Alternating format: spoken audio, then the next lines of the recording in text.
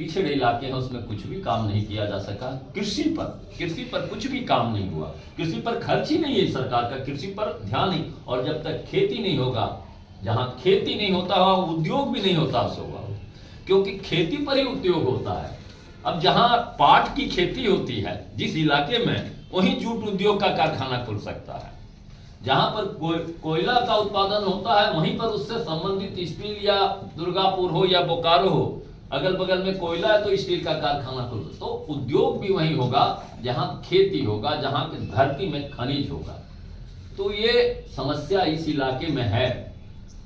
दूसरा है कि हम लोग एक बड़ी बात करते हैं, और एक बड़ी अच्छी बात है कि हम लोग ये मानते हैं कि कुछ उच्च वर्णीय लोग, आप जानते हैं कि हम लोग के शास्त्र में वैदिक काल से ही चतुर्वर्णीय आश्रम का व्यवस्था है, ब्राह्मण, क्षत्रिय, वैश्य, शूद्र।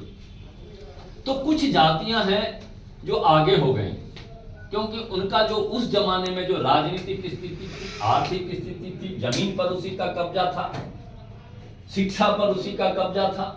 आप जरा सोचिए महाभारत काल की बात, एकलव्य का अंगूठा क्यों काट लिया गया?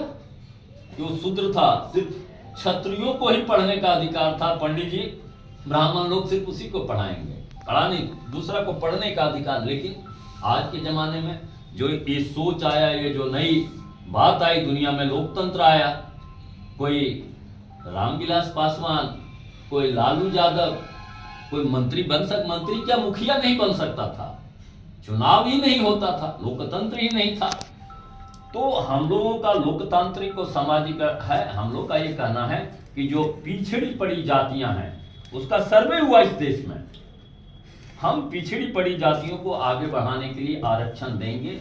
ओबीसी को 27% आरक्षण देंगे, उससे भी ज्यादा देंगे। अब तो हम ये कहने लगे हैं कि जिसका जितनी जनसंख्या है उसको हम उतनी भागीदारी सरकारी नौकरियों में और दूसरे जगह में देंगे। ये बात बिहार में लागू हो गया है। हमने उसका सर्वे किया कि कौन जाति कितनी है, और उस हिसाब से हमने उसकी भागीदारी सत्ता में भी और नौकरी में भी सुनिश्चित करने का काम किया है। यही कारण, महिलाएं तो आधी होती ही है, आधी तो आबादी महिला, इसलिए हमने तमाम क्षेत्र में बिहार में महिलाओं को आधा नौकरी दिया है। अगर 1000 नौकरी किसी क्षेत्र में है तो 500 महिलाओं का हुआ है, और हमने आगे बढ़ाने का काम किया है।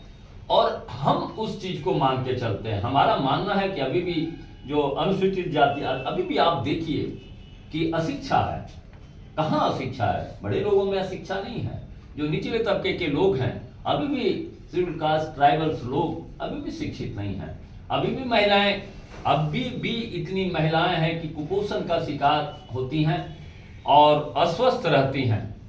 और शराब सबसे बड़ा खराब चीज है, और शराब के कारण विशेष करके गरीब महिलाओं का ज्यादा शोषण, जितना महिलाओं पर अत्याचार, जितनी चोरी, डकैती, बेईमानी, बलात्कार, ये सब शराब के नशे में होता है। और इस पर हमने कड़ाई की है, और उसका रिजल्ट हम 5 लाख करोड़ रुपया का तो राजस्व की हानि का हुआ। लेकिन राज्य सरकार को जब हम शराब बंद किए तो लोगों के घर में लोगों की कमाई बची, तो उस कमाई से लोग क्या किए? बाजार में अपने बच्चों का किताब खरीदने लगे, कपड़े खरीदने लगे, दूध खरीदने लगे, तरह तरह की चीज खरीदने लगे। इससे तो सरकार को टैक्स आता है, और हमारा हॉस्पिटल पर खर्चा कम हो गया। आप जाइए, बंगाल का कोई भी हॉस्पिटल खाली नहीं थे। बंगाल से अधिकांश लोग इलाज कराने के लिए दूसरे राज्यों में जा रहे हैं, दिल्ली जा रहे हैं, चेन्नई क्यों जा रहे हैं? यहाँ इलाज की व्यवस्था टोटली फेल्योर हो गया है, इलाज पर इनका कुछ मतलब ही नहीं है। और यहाँ ये जो शराब के कारण जितनी बीमारी है और दूसरे कारणों से जितनी बीमारी है,